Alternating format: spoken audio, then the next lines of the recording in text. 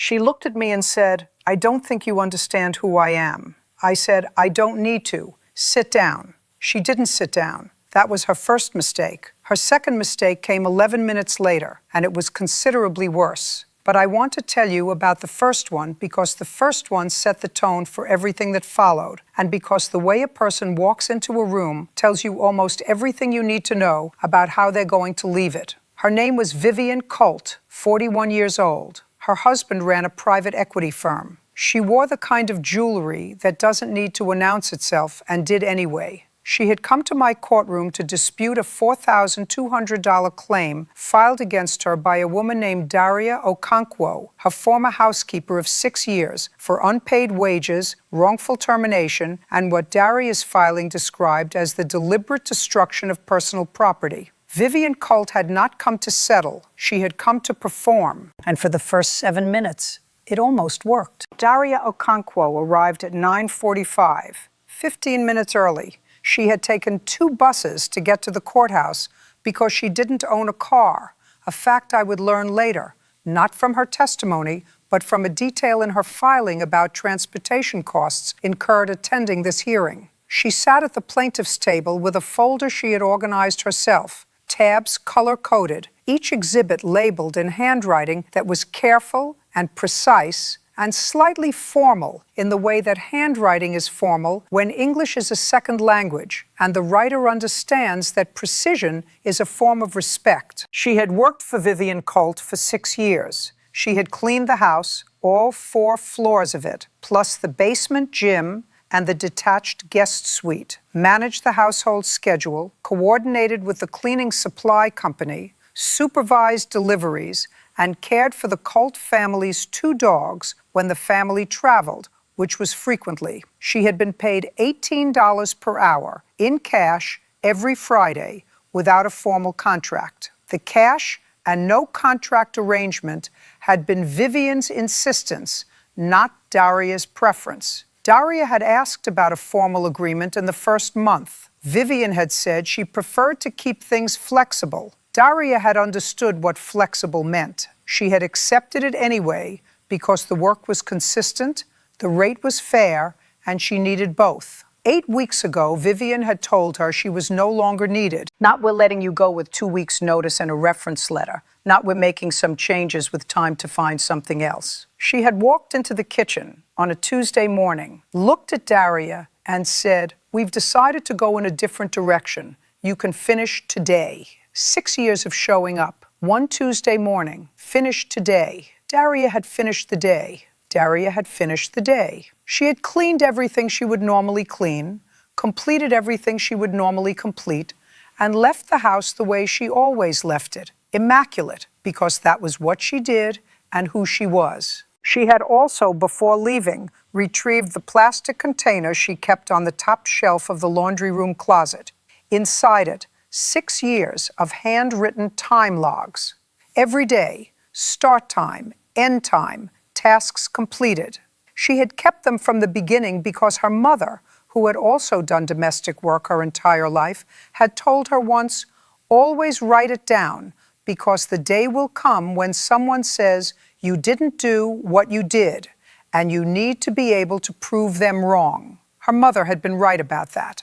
2 days after Daria's last day, she had gone back to the house to retrieve a personal item she had left behind. A small framed photograph she kept in the laundry room, a picture of her daughter taken at her school's graduation ceremony 3 years earlier. The photograph was gone. Not misplaced, gone. Vivian, she would later learn from a neighbor who witnessed it, had thrown away a box of items from the laundry room the morning after Daria's last day, describing them in the neighbor's hearing as clutter the help left behind. Clutter, her daughter's graduation photograph. Daria had filed the claim the following week, unpaid wages for the final 2 weeks. Vivian had not paid her for the last 14 days of work, claiming the termination made payment subject to review. Wrongful termination without the legally required notice period under state domestic worker protection law, and replacement value of the photograph, which could not be replaced at any price because the negative no longer existed, and that day was gone. She had listed the photograph's value at $1, not because she believed it was worth $1, because she couldn't put a number on what it was actually worth, and she wasn't going to try. I want you to remember that detail, the $1 photograph, because it comes back. Vivian Colt arrived at 9:58, 2 minutes before the hearing. Not late, but not early. The timing of someone who has calculated exactly how much punctuality is required and given precisely that amount, no more, no margin for the other party, no acknowledgement that the other party might have been here for 15 minutes already. She was accompanied by an attorney named Thomas Redfield, who specialized in employment disputes, had 20 years of experience doing so, and had clearly been briefed thoroughly on the case. He carried his files with the efficiency of someone who has handled many cases like this one and knows exactly how they typically resolve. He sat down quickly and arranged his papers without looking up. Vivian Colt did not sit down quickly. She was accompanied, in a manner of speaking, by the specific energy of someone who has never lost anything they didn't choose to lose, and who has arrived at a municipal courtroom the same way they might arrive at an appointment with a contractor who has disappointed them, fully intending to resolve it on their terms quickly and move on with their day. She looked at the courtroom the way some people look at hotel rooms that fall short of the photographs. She looked at Daria, a single, brief glance, the kind of look that doesn't really see what it's looking at, and then away. She looked at me, and she said it. I don't think you understand who I am. Not to her attorney, not under her breath, not as a quiet aside. To me, directly, at full conversational volume, clearly enough that my clerk looked up from her notes, and the couple in the second row, who had come for an entirely different case, both turned their heads. I said, I don't need to. Sit down. She didn't sit down immediately. She held my gaze for a moment, the specific pause of someone who was accustomed to pauses producing a different result. And then, slowly, with the careful deliberateness of someone performing compliance rather than enacting it, she sat. Her attorney said nothing. He was experienced enough to know that whatever had just happened was entirely his client's doing, and well outside anything he could walk back. I called the case. Tell me where you're watching this from before I keep going. Chicago, Lagos, London, Mumbai, wherever you are. Because what Vivian Colt did next is the kind of thing that happens everywhere, in every city, in every room, where someone has decided that certain people's time doesn't count the same as their own. Drop your city in the comments. Then stay with me, because the 11 minutes I mentioned at the beginning, the second mistake, is about to happen. Thomas Redfield presented the defense efficiently. The termination had been the client's prerogative as an employer. The wage dispute reflected a disagreement about the final pay period's calculation, not a refusal to pay. The personal property claim was speculative and could not be substantiated. He was organized, and he was quick, and he said everything that could be said. Then Daria Okonkwo opened her folder. She presented 6 years of time logs, every day, every hour, precise, consistent, dated, the kind of documentation that takes years to produce and minutes to verify. She laid out the final 2 weeks in detail, the specific dates, the specific hours, the specific tasks. Each entry cross-referenced to a corresponding entry from a comparable week the previous year to demonstrate consistency. She presented the state domestic worker protection statute, which she had printed from the government website, highlighted and tabbed to the relevant section. It required a minimum of 2 weeks written notice for termination of a domestic worker employed for more than 1 year, or equivalent pay in lieu of notice. She had been employed for 6 years.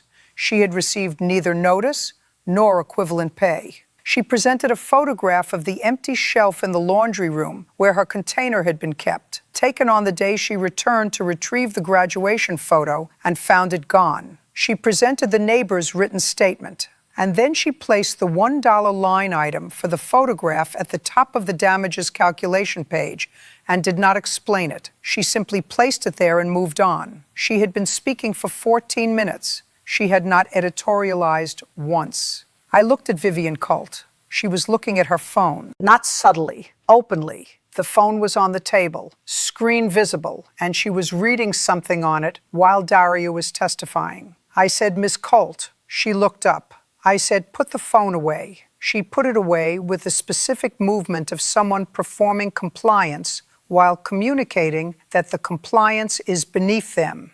I said, "Miss Colt, I want to ask you something directly. Have you reviewed the time logs Ms. Okonkwo submitted?" She said, "I've been advised by my attorney not to." I said, "I'm not asking for legal strategy. I'm asking whether you have personally reviewed the 6 years of documentation that the woman who worked in your home for 6 years kept on your behalf." A pause. She said, "I'm aware of them." I said, "Are you aware that they document over 6,000 hours of work performed in your household?" She said, "I'm sure they document whatever she wrote down." That sentence. I want you to sit with that sentence. Whatever she wrote down. 6 years. 6,000 hours. Every Friday, $18 in cash, and not a single contract, not a single receipt, not a single written record on Vivian Colt's part, by design, because cash and no contract meant that the day Vivian decided she was done, there was nothing on paper to prove what Daria was owed, except for the container on the shelf in the laundry room, except for 6 years of handwriting that her mother had told her she would someday need. I took my glasses off. I said, "Miss Colt, I want to make sure I understand your position. A woman worked in your home for 6 years. She documented every hour of that work in logs she maintained personally. You terminated her without notice or equivalent pay, which the law requires. 2 days after her last day, items she had kept in your home, including a photograph of her daughter that cannot be replaced, were discarded. And your characterization of her documentation is that it reflects whatever she wrote down." Vivian said, "Your Honor, my attorney." I said, "Your attorney is doing his job. I'm asking about yours." She looked at Thomas Redfield. He gave her a very small, almost imperceptible shake of his head. She said nothing. I said, "Let me tell you what I'm going to do. I'm going to rule on this case based on the documentation in front of me, and I'm going to tell you what that documentation shows. Then I'm going to say something to Ms. Okonkwo that I want on the permanent record of this proceeding, and I'm going to ask you to listen to it." The ruling took 8 minutes. Unpaid wages for the final 2 weeks, awarded in full, calculated on the documented hourly rate across the documented hours for that period. Wrongful termination penalty under the Domestic Worker Protection Statute, awarded in full, equivalent to 2 weeks' pay as required by law for an employee of 6 or more years without written notice. Destruction of personal property, awarded in full. The photograph, awarded at the value Daria had listed, $1. Not because that's what it was worth. Vivian Colt and her attorney both understood, in that moment, exactly why it was listed at $1. And I watched that understanding arrive on both their faces at slightly different speeds. The total came to $6,847. Then I turned to Daria Okonkwo. I said, "Ms. Okonkwo, I want to say something to you for the permanent record of this court."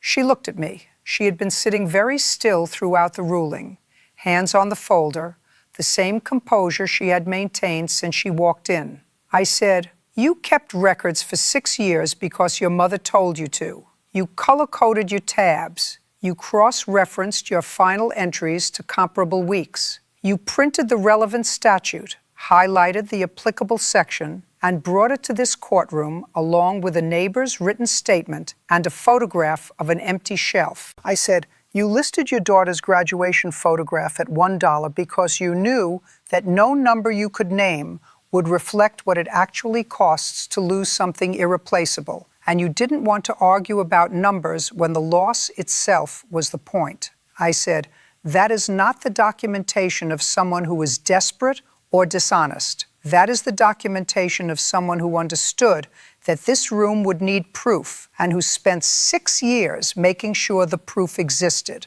I said, the record of this court acknowledges what you did and what was done to you, and that both of those things are now permanent. Daria Okonkwo put her hand over her mouth. She sat like that for a moment. Then she took her hand down and looked at me and said, "Thank you, Your Honor. My mother would be glad to know." Her mother had died 2 years ago.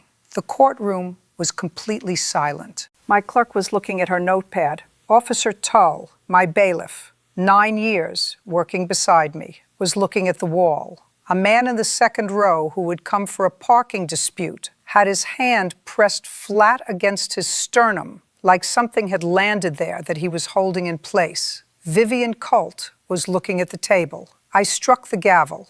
I have thought about this case many times since that morning. I think about the container on the shelf. 6 years of handwriting, kept because a mother who had done this same work her entire life knew the day would come when someone would say it didn't happen. The inheritance of that wisdom, one generation to the next, passed down not as theory, but as practical instruction. Always write it down. I think about the $1 photograph, about the specific precision of that number. Not $500, not $1,000, not a figure that could be argued down or negotiated away. $1, the number that says, I'm not here to be paid for this loss. I'm here to make sure the loss is in the record.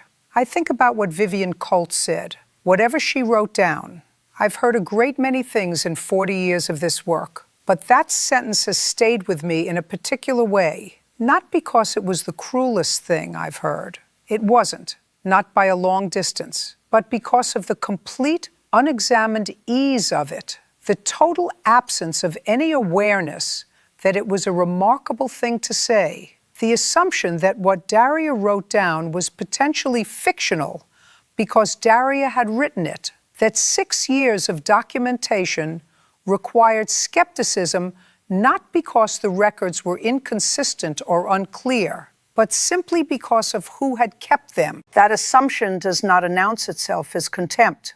That's what makes it worth naming. It presents as pragmatism, as reasonable doubt, as the ordinary caution of a person protecting their interests.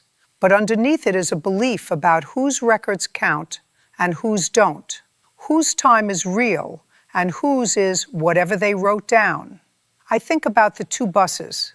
Daria Okonkwo took 2 buses to get to a courthouse to reclaim $6,847 that a woman who could write that check from her lunch account without noticing the subtraction had simply decided she didn't owe. She arrived 15 minutes early. She organized her tabs in 2 colors. She cross-referenced her final entries.